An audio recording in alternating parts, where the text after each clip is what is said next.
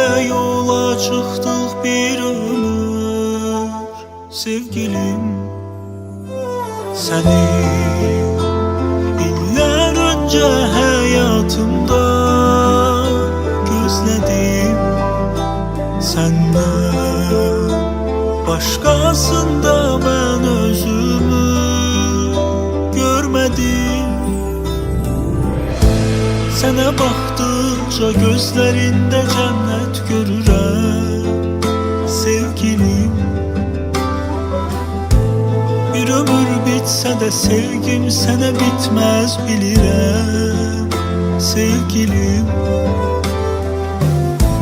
Bunu bilsin daha dünya, mən yalnız səninlə sevgilim. Ne güzel duygudur her gün seni lap çok sevirəm sevgilim.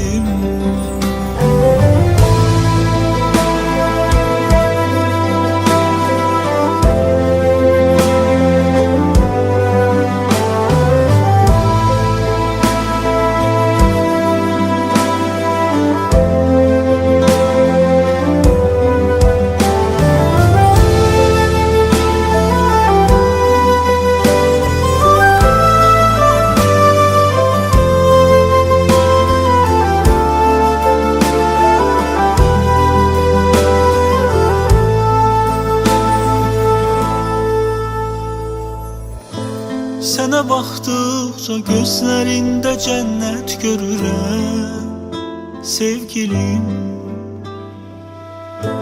Bir ömür bitsə də sevgim sənə bitməz bilirəm sevgilim. Bunu bilsin daha dünya, mən yalnız səninlə sevgilim. Ne güzel duygudur her gün seni lap çok sevirəm sevgilim. Sənə baxdıqca gözlərində cənnət görürəm sevgilim. Bir ömür bitsə də sevgim sənə bitməz bilirəm